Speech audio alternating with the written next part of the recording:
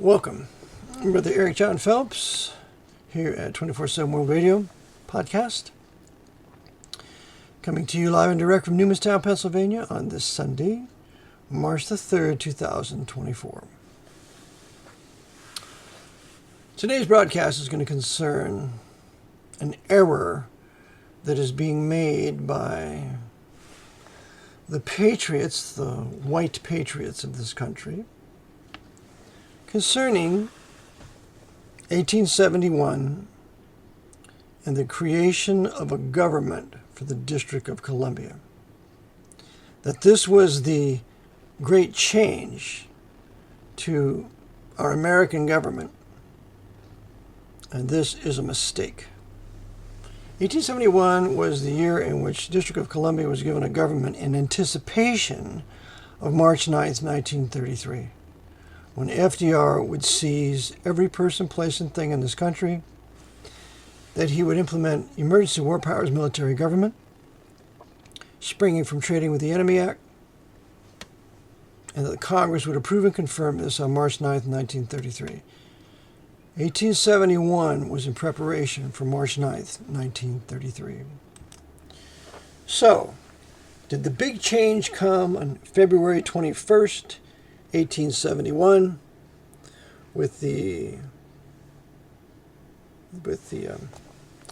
creation of the Act of 1871, District of Columbia Act of 1871, or was this change implemented on March 9th, 1933, with the Emergency Banking Relief Act and Proclamation 2040 approving and confirming Proclamation 2039 of March 6th. So, is it either the District of Columbia Act, the District of Columbia Organic Act of 1871, or the Emergency Banking Relief Act of March 9th, 1933? The Patriot community, particularly the white people, who are for the most part the leaders of this, are making a great mistake in teaching that 1871 was the year that the government was changed, that the seizure took place, and this is simply not the case. So I want to go over the history of the District of Columbia Act of 1871, the District of Columbia Organic Act of 1871. We'll cover that first. And then we're going to go into the Emergency Banking Relief Act of March 9th, 1933, so that you know the difference between the two, and that 1933 is the problem. 1871 was in preparation for it. So we read in this 1871 District of Columbia Organic Act of 1871, we read Chapter 62, an act to provide a government for the District of Columbia. Be it enacted by the Senate and House of Representatives of the United States of America and Congress assembled, that all that part of the territory of the United States included within the limits of the District of Columbia be, and the same is hereby, created into a government by the name of the District of Columbia, by which name it is hereby constituted a body corporate for municipal purposes, and may contract and be contracted with, sue and be sued, plead and be impleaded, have a seal and exercise all other powers of a municipal corporation not inconsistent with the Constitution and the laws of the United States and the provisions of this act. Therefore, it was on February 21st, 1871, that a government was created for the District of Columbia.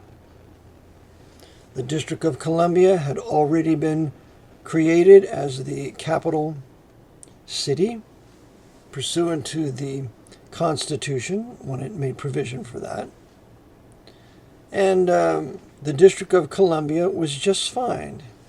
A portion of Maryland was ceded to it, and a portion of Virginia was ceded to it. So 2 southern states allowed certain of their land to be taken to comprise the District of Columbia way back in 81. Pardon me. So I will now go through my notes of this fairly long Organic Act, and I cover this in tab 4 of my Consolidated Private American Citizenship class, of which I recommend that you take it. It's 3 days, it's $2,500, and it gets rid of all the nonsensical philosophies and errors that the Patriot movement has put upon us for the last 30 years or so, 40 years. I've been doing this since 1982. It's been 26 years that I've been studying these matters and making my mistakes and ultimately coming to proper conclusions with the help of certain of my students, as well as the Lord helping me in these matters. So my purpose is to truly enable you to be free. But for that to happen, you've got to know what they did, what the Jesuit order has done to us. Because it's the Jesuits who run District of Columbia today through Georgetown University. All right, on page 1, I have 4 pages that summarize this District of Columbia history, and so we read paragraph 1. The District of Columbia was originally provided for in the Constitution for the United States of America, quote unquote, when completed in Philadelphia on September 14, 1787, later ratified on June 21st, 1788, by 2/3 of the states. That's 9 states. The Constitution went into effect on March 4, 1789, when the government commenced with its first president of the, quote, more perfect union, unquote, President George Washington, who I will add was the greatest man of the 18th century. Bible-believing, godly man, baptized in the Hudson River with over 100 witnesses in 1783, and he was baptized by his favorite chaplain, the Baptist Calvinist Major John Gano. Paragraph 2. The provision of the Constitution that provided for the nation's capital was, and is today, Article 1, Section 8, Clause 16.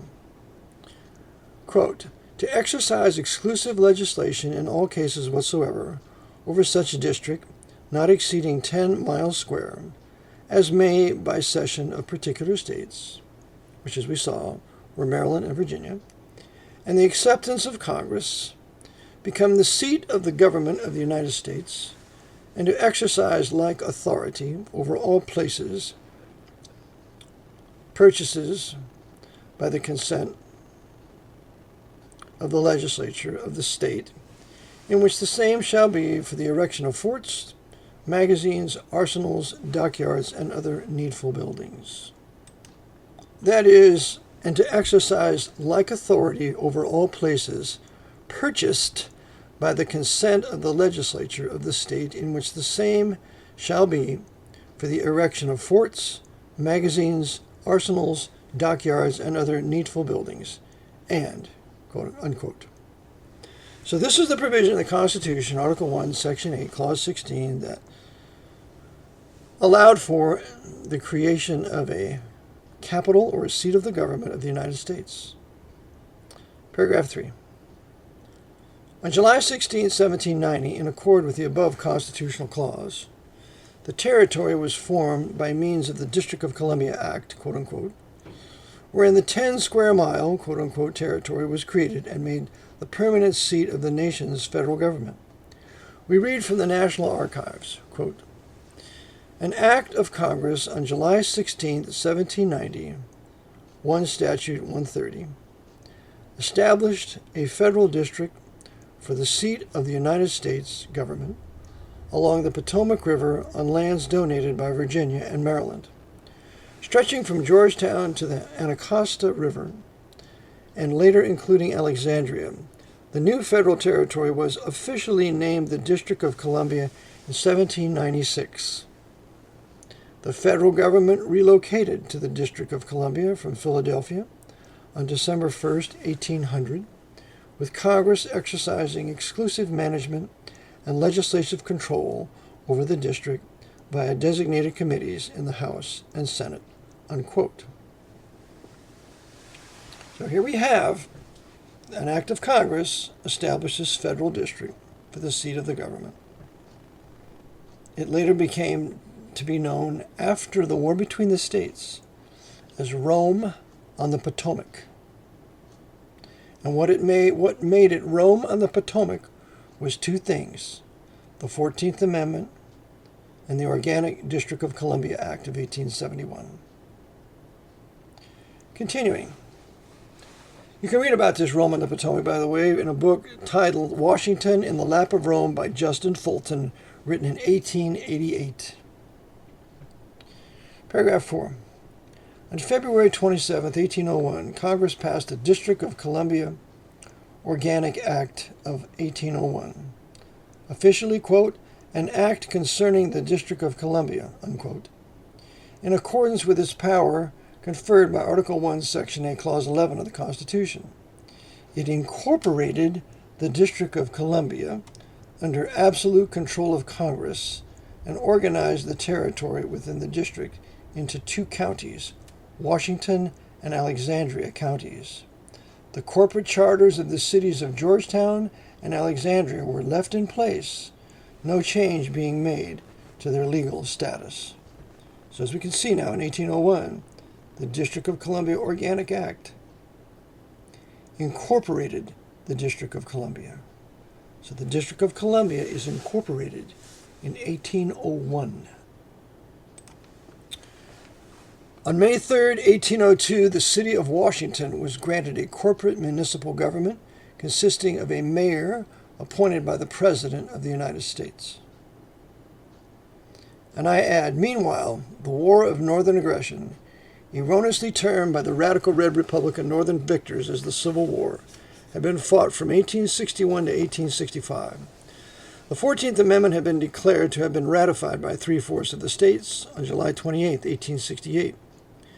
This accomplished the centralization of power in the new national, quote-unquote, civilian government, no longer a federal civilian government. That's because the 14th Amendment, Section 1, made federal citizenship, broadened it, and enlarged it into national citizenship. Thus, the United States of America was given a new civilian government, in fact, a second civilian government for the new, de facto, Second Republic of the United States of America. The new nation is termed by this author as, quote, 14th Amendment America. It is to be a consolidated, de facto American empire of conquered states, modeled after the Pope's former European, quote, Holy Roman Empire, led by a Roman Catholic emperor from 692 to 1806, when destroyed by Napoleon I as ordered by his advisor, the Jesuit Abbé Sieyès. The new National Republic of the United States of America needed, in effect, a new consolidated capital with a brand new government. Number 6. Therefore, the radical Red Republican Congress would put forth its, quote, District of Columbia Organic Act of 1871, unquote. The act approved by Congress and signed into law on February 21, 1871, gave a corporate municipal government to the District of Columbia. The first paragraph of the act reads, quote, that all that part of the territory of the United States included within the limits of the District of Columbia, and the same is hereby, quote, created into a government by the name of the District of Columbia, by which name it is hereby constituted a body corporate for municipal purposes, and may contract and be contracted with, sue and be sued, plead and be impleaded, have a seal and exercise all other powers of a municipal corporation not inconsistent with the Constitution and laws of the United States and the provisions of this act, unquote.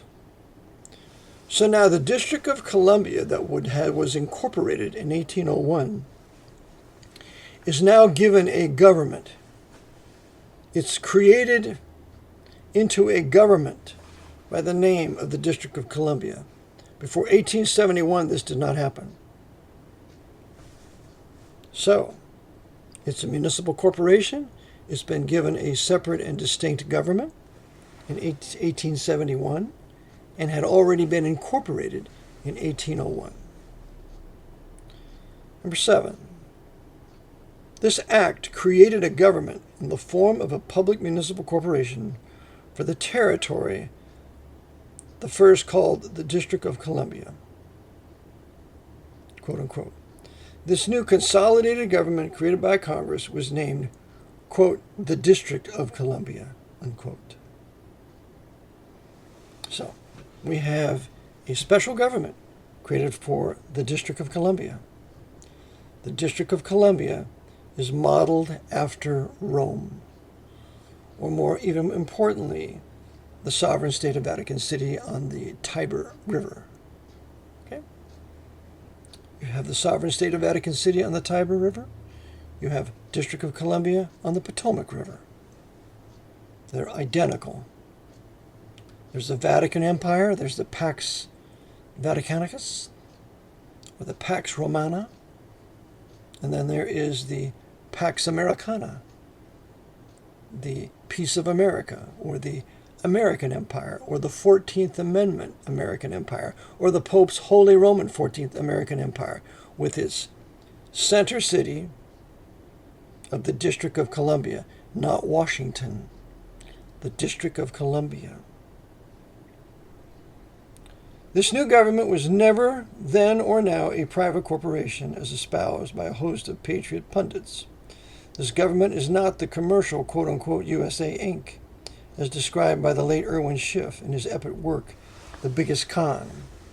On the contrary, that government would strive on March 9, 1933, with the implementation of President Roosevelt's emergency war powers military government, which is today, quote, USA Inc., unquote. USA Inc., unquote, is the emergency war powers military government established on March 9, 1933. Not before. That did not happen in 1871. Paragraph 8. The Act of 1871 abolished the corporate city charters of the City of Washington and the City of Georgetown. However, the names of those cities with their city limits will continue to be known by their historic names. We read from Section 40 of the Act, quote, and be it further enacted that the corporate charters of the cities of Washington and Georgetown shall be repealed on and after the first day of June, A.D. 1871, and all offices of said corporations abolished at that date. That portion of said district included within the present limits of the City of Washington shall continue to be known as the City of Washington, and that portion of said district included within the limits of the City of Georgetown shall continue to be known as the City of Georgetown, unquote. But notice this, their charters are repealed on the first day of June, 1871. Remember the act here. The District of Columbia Act is passed on February 21st, 1871. 9. The Congressional Act of 1871 goes on to state in Section 41, and upon the repeal of the charters of the cities of Washington and Georgetown, the District of Columbia be, and is hereby, declared to be the successor of said corporations and all the property of said corporations, and of the county of Washington, shall become vested in said District of Columbia, and all fines, penalties, costs, and forfeitures, which are now by the law made payable to said cities, respectively, or said levy court, shall be paid to said District of Columbia.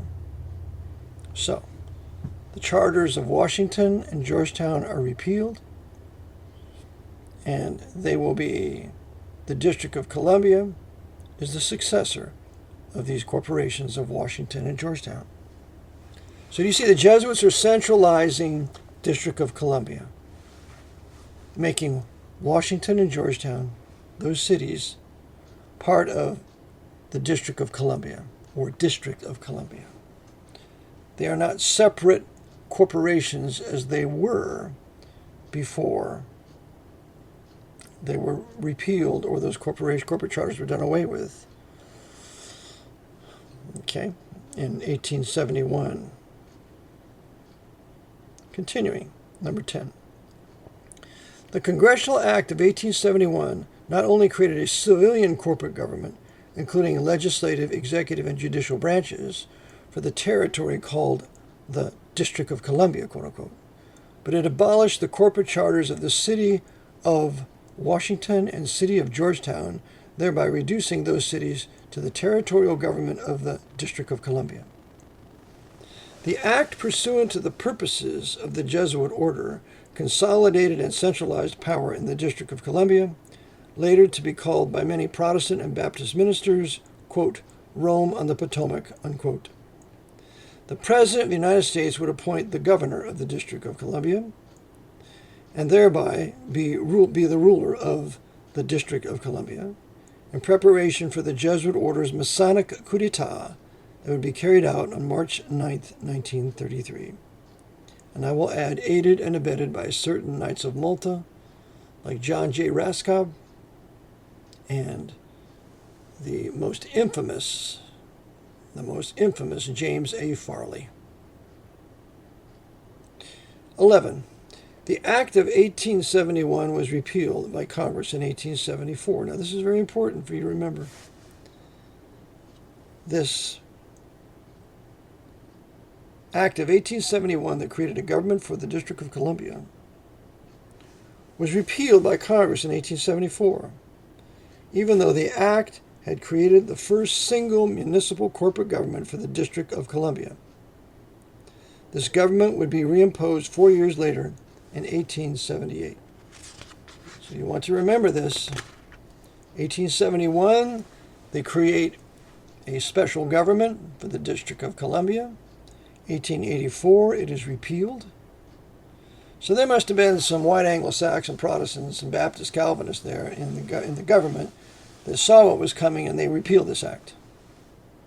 Well, the Jesuits didn't like it because they can't model their American empire after Rome, so they have to have their center city and the government for the center city. And so in 1878, it's reimposed. The District of Columbia has had its government since really 1878, not 1871. Paragraph 12. On June 11, 1878, Congress would pass, quote, an act providing a permanent form of government for the District of Columbia, unquote. Chapter 180, Section 120, Statute 102. The act caused the District of Columbia to remain and continue as a civilian municipal corporation. This act would reimpose the consolidated and centralized civilian government created by Congress with its Act of 1871. So, District of Columbia is a consolidated and centralized civilian government finally finished and done and put in place on June 11, 1878, but had first been put in place on February 21st, 1871. 13. The Jesuit order now had its, quote, Rome on the Potomac, unquote, with the government of the territory of the District of Columbia in place. The President was supreme over the governor of the District of Columbia, whom he appointed. That all that was needed was a calculated crisis, namely the Great Depression of 1929, brought about by that foremost short seller of stock, Knight of Malta Joseph P. Kennedy, that would justify imposing emergency war powers military government on March 9, 1933. When that day would arrive, the civilian government of the municipal corporation of the District of Columbia, finally established on June 11, 1878, would be ousted. In its place would be imposed an emergency war powers military government in the District of Columbia, over which the commander-in-chief would rule as supreme. Conclusion. When FDR decreed his Proclamation 2039 on March 6, 1933, coupled with the declared passage of the Emergency Banking Relief Act on March 9, 1933, which is 12 United States Code 95A and B, that has been, since 2015, omitted from Title 12 and placed in a footnote of Title 50, USC 4305A.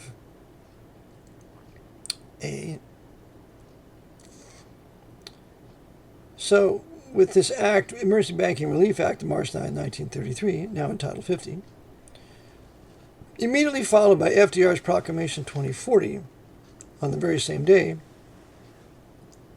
the Constitution's civilian government was temporarily ousted and a national emergency war powers military government, 50 U.S.C. 4305B, was imposed in both the geographical, quote, United States of America, unquote, as well as the geographical, quote-unquote, District of Columbia, as well as in every state of the national union. Remember, the United States is no longer a federal union. It is a compact of sovereign states now under the 14th Amendment that comprise a national union. And with that national union came national citizenship. With the federal union came the federal citizenship that was only for whites. Dred Scott decision is clear. But with the 14th Amendment that overruled the Dred Scott decision, federal citizenship was broadened into national citizenship, and hence, with everyone having national citizenship, both whites and blacks, and later Asians, there would be a national government. So we have not had a federal government since July 28, 1868. It has been a national government ever since. And the reason why they keep calling it a federal government is to keep you in the dark from realizing that the federal government ceased to exist the day the 14th Amendment was declared to be ratified on July 28, 1868, by the radical Red Republicans in Congress, who were communists and Jacobins and servants of the Jesuit order. And I mean Thaddeus Stevens and Charles Sumner and other evil, wicked men. John Bingham out of Ohio, he is the author of Section 1 of the 14th Amendment. John Bingham is also the one that will oversee the military tribunal for the trial of the assassins of Abraham Lincoln. And the purpose of John Bingham was to keep the Secretary of War, Edwin Stanton, out of the picture because he was the overseer of the assassination, aided and abetted by Bernardine F. Wiggett, who was a powerful Georgetown Jesuit at the time. So John Bingham, a radical Red Republican responsible for Section 1 of the 14th Amendment, making citizenship national, state citizenship subordinate to national citizenship, all done by the Jesuits in control of the radical Red Republican Party. So we continue. Immediately followed by FDR's Proclamation 2040 on the very same day, the Constitution's civilian government was temporarily ousted and a national emergency war powers military government, 50 U.S.C. 4305B, was imposed in both the geographical United States of America, that's all the states at the time, as well as the geographical District of Columbia. So both the United States of America and District of Columbia are given an emergency war powers military government. And I would also state that, they were given, on March 9th, 1933, an emergency war powers military government, and every state would then be given a federal emergency war powers military government. There is no state civilian government. There has been no state civilian government since March 9th, 1933. All the states' civilian governments have been ousted, and they've been temporarily placed with the federal emergency war powers, or rather, the national emergency war powers military government, imposed on March 9, 1933, not only on the United States of America, not only on the District of Columbia, but on every state also. This was the nationalization of all the states, tending to centralization of power, which is a Jesuit maxim. A Jesuit maxim is absolutism, and absolutism is premised upon nationalization or centralization of power in any country. So, we read again. A national emergency war powers military government, 50 U.S.C. 4305b, was imposed in both the geographical, quote-unquote, United States of America, as well as the geographical, quote-unquote, District of Columbia, as well as in every state of the national union. The, quote, Holy Roman, unquote, 14th Amendment American Empire was now born on March 9th, 1933 to the present, which is now 2024. Its commander-in-chief to rule the District of Columbia as well as the states of the American Union, now deemed, quote-unquote, conquered territories, unquote, from the, quote, District of Columbia. He's going to rule these conquered territories from the District of Columbia, directed by the Jesuits of Georgetown University, overseeing the Pope's Archbishop of District of Columbia. The end. This is how we got the government that we have today. The Act of 1871, the District of Columbia Organic Act of 1871, merely laid the foundation for what would be done with the Emergency Banking Relief Act of March 9, 1933. So anybody advocating restoring the Republic doesn't know what they're talking about. The Republic is still here. Actually, it's the Second Republic, because with the 14th Amendment, it made citizenship from federal to national, and so the government went from federal to national. So it's really the second civilian government of the United States of America, this one being national, the previous being federal. And in this de facto, with this national government in place, it was ready now to have a crisis created, which would be the Great Depression, caused by two things. There were three Irish Catholic short sellers of stock in Wall Street. The foremost was Joe Kennedy, a Knight of Malta, the father of John F. Kennedy and Teddy Kennedy. He would cause the Great Depression, coupled with the Pope's Federal Reserve Bank withdrawing 40% of all credit in circulation. Those two things caused the Great Depression. It was not a failure of capitalism. So now with the Great Depression in place, now we have a reason to impose military government. And when military government would be imposed, civilian government would be temporarily ousted. We have not had civilian government for over 90 years. It's going on, well, it's going to be 91 years and 6 days. 6 days is going to be March 9th, 2024. It'll be 91 years. So, for all the patriots that are advocating that the District of Columbia Act turn this place into an empire, and it's the reason why the way things are today, they're absolutely wrong. They're not talking about March 9th, 1933.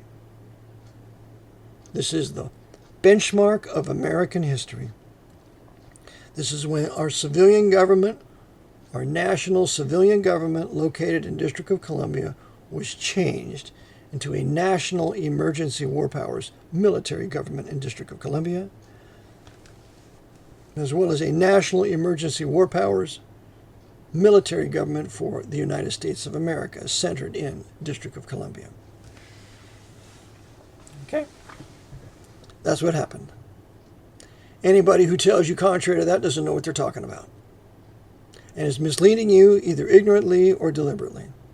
And I maintain most of this misleading is deliberate, because the new right that's going to come to power, they're going to have martial law declared out of a military government, a commander-in-chief running the military government.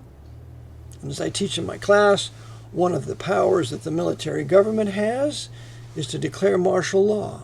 And military government is also subject to international law, namely the Hague Convention, which therein is a remedy that I teach in my advanced class for those of us who wish only to be subject to a civilian due process of law in any federal or state court. And if they cannot give us a civilian common law due process of law, then they cannot proceed, because that is our foremost right of a pre-March 9th, 1933 private citizen of the United States, proud American national, non-quote-unquote U.S. citizen.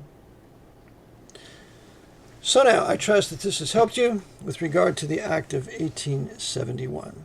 Now we're going to touch on the Emergency Banking Relief Act of March 9th, 1933. March 9th, 1933 is the day when Rome imposed a coup d'etat over the, quote, accursed, unquote, United States of America. The United States of America was historically white.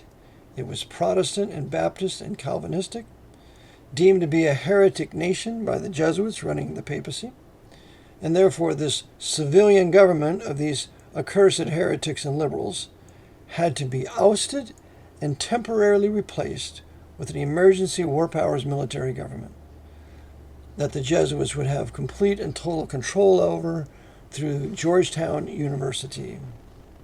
That's a mere 4 miles from the capital. So this is the coup d'etat of March 9, 1933. Commander-in-Chief Franklin Delano Roosevelt, military conqueror, who was in fact Augustus Caesar of the American Republic, issues Proclamation 2039 on March 6, 1933, declaring a state of national emergency based upon the Trading with the Enemy Act of October 6, 1917. Congress passed the Emergency Banking Relief Act, 12 United States Code 95A, on March 9, 1933, thereby amending the notorious World War I statute, Trading with the Enemy Act, quote-unquote, of October 6, 1917. FDR issues Proclamation 2040 on March 9, 1933, also confirmed by Emergency Banking Relief Act of 12 United States Code 95B, and bringing the TWIA, Trading with the Enemy Act, inland, imposing military government. So that's what happened on March 9, 1933. The Jesuits brought war powers inland, and specifically an emergency war powers military government inland.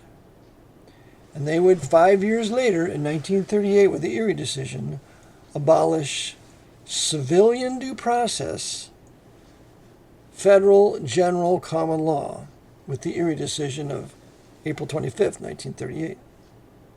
And after that, immediately the jurisdiction, the Emergency War Powers Military Jurisdiction of Trading with the Enemy Act, Section 17, which is now 50 U.S.C. 4316, 4613. No, I'll get it. 50 U.S.C. 4316. That's where Section 17 of Trading with the Enemy Act has been codified. And so now that filled the vacuum when the Supreme Court did away with civilian due process, common law procedure in the federal courts. Okay?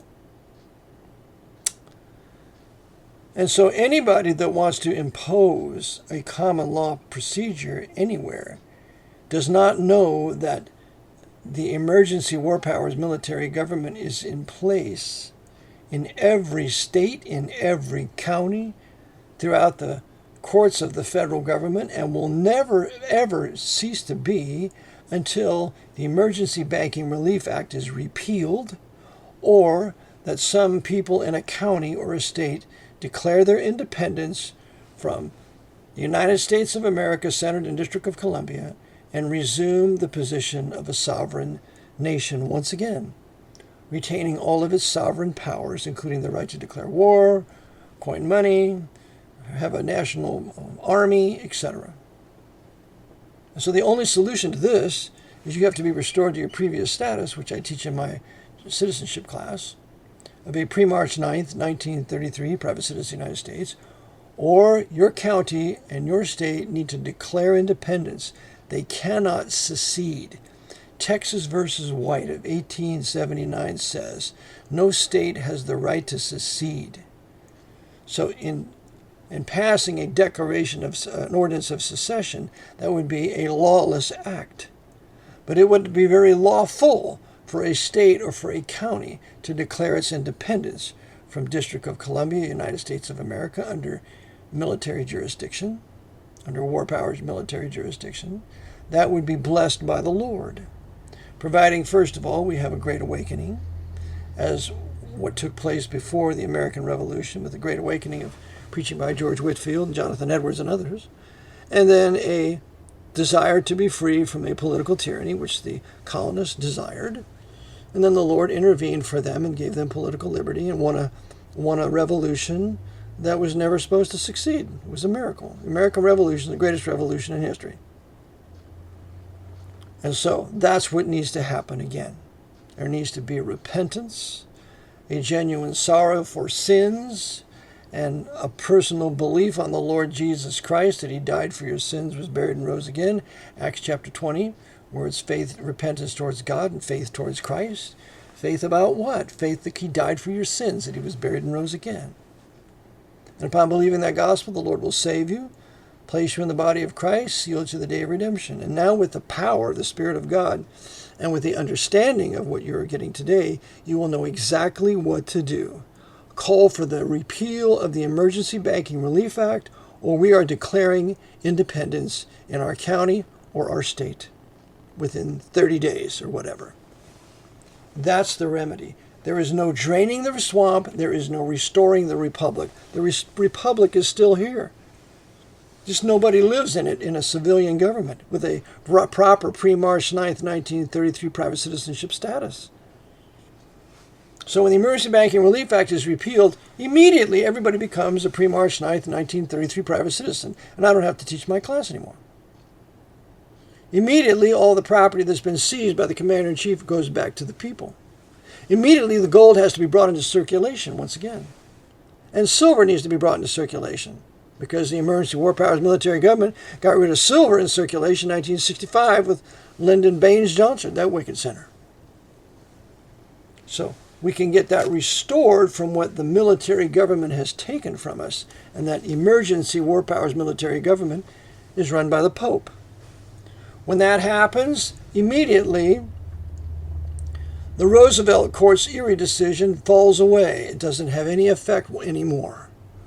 And so now we'll go back to civilian due process of law, at common law, where we can really punish crime. And there are no career criminals at common law.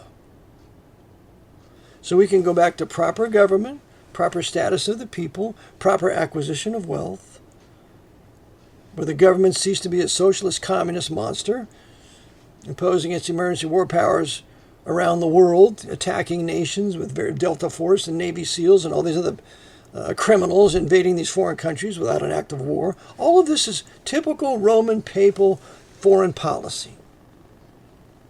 And so this needs to come to an end. How? Repeal of the Emergency Banking Relief Act, or declaration of independence by your state or your county. That's the only way. Or you have to refer back to your pre-March 9th, go back to that, to private citizen United States. You must have a release in your paperwork because you got in this by contract by way of the birth certificate and the seizure of March 9th, 1933, and you get out of it by way of another contract called a release on file in a public office.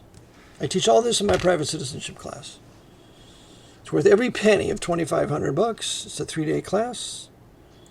If you're interested, you may contact me at rbpbchurch@comcast.net. Get in contact with me. I'll communicate with you. We'll set up a time for a class. You can pay me. Give your gift to the church, as this is a ministry of restoration of status, not for profit, not in commerce, but a ministry of a 508c1a church, which is my church, Reformation Bible Puritan Baptist Church. And I trust that you will want to properly restore your status. But I'm going to end up with a warning. The new right is coming, and it's going to be led by Roman Catholics. Roman Catholics like Steve Bannon, who in his daily broadcasts dresses like a Jesuit with a black shirt and a black jacket. He dresses in black every day.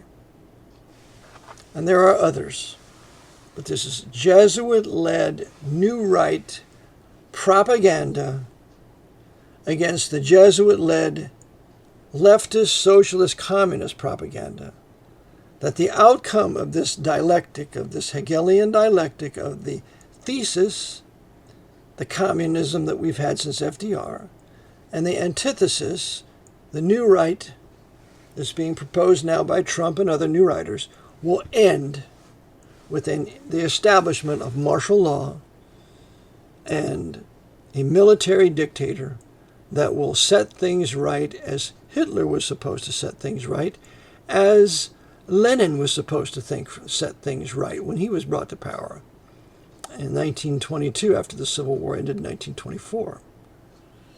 So it's all a ruse designed to deceive you into sacrificing your rights, your status, going into a military dictatorship, an absolutist dictatorship, with the Jesuits ruling that dictator. One more thing I wish to add. These patriots are teaching you that we're in admiralty jurisdiction. That is absolutely not true. When the Emergency War Powers military government was established on March 9, 1933, it ousted civilian government. 5 years later, with the Erie decision, that did away with federal general common law within the civilian due process of the court, immediately trading with the Enemy Act, Emergency War Powers military jurisdiction came into play, and that jurisdiction proceeds according to the course and mode of admiralty jurisprudence, which is a federal jurisprudence or a national jurisprudence. It only existed on a national level. There is no admiralty jurisprudence on a state level. So to bring it into the states, they had to overlay the civilian due process of the states at common law and in equity with this federal or national emergency war powers military jurisdiction that proceeds according to admiralty jurisprudence. And Melvin Stamper says it's absolutely correct. He says that all the attorneys are taught admiralty jurisprudence. Why? Because every defendant has to have a surety. That's admiralty jurisprudence, among other things. All capital letter name, admiralty jurisprudence. Emergency war powers military jurisdiction, proving the all caps name, you're in a military procedure. Here's an enemy belligerent, but the jurisprudence that the court follows is an admiralty jurisprudence. So when we declare our independence, all that falls away. Our civilian government comes back. Our civilian due process comes back. Our status of being a pre-March 9th, 1933 private citizen comes back. And all of that's restored once the Emergency Banking Relief Act is repealed or once your state or your county declares its independence. That is the solution. And there is no other solution. So I trust you, dear patriots, will start advocating the right solution. 1871 is not the problem. It's the foundation for the problem. The problem is 1933. So may you go after and start broadcasting about what March 9th, 1933 did to us, so we can get a remedy here of either repealing the Emergency Banking Relief Act that approved and confirmed proclamations 20, every proclamation of the president since March 4th, 1933 on, or our state and county can declare its independence, not secede. Declare its independence, not secede. Declare its independence. So until we meet again, Lord bless, Maranatha. Send your gifts to Eric John Phelps, ERICJONPHELPS at Cash App, or you can send a check to RBT, P.O. Box 306, Newmanstown, Pennsylvania 17073, or you can give through PayPal as a friend for friends and family. rbpbdonate at Comcast.net. rbpbdonate at Comcast.net. So until then, till we meet again, Lord bless, Maranatha.